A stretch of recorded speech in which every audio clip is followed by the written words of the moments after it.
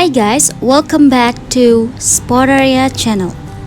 So in this video, I'll show you how to fix Snapchat audio on iPhone.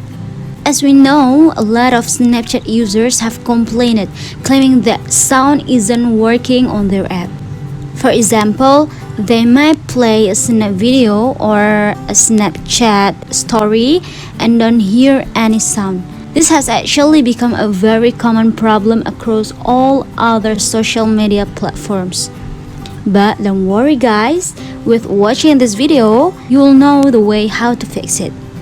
But before you continue this video, I hope you like, comment, and subscribe this channel, and don't forget to hit the notifications bell. So without any further ado, let's get started. First step, you have to go to setting on your phone, and then you have to scroll it down until you find Snapchat. After that, tap on Snapchat and then toggle the microphone option to on.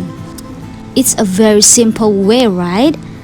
So guys, I think that's all. Thanks for watching. I'll see you soon in the next video and good luck!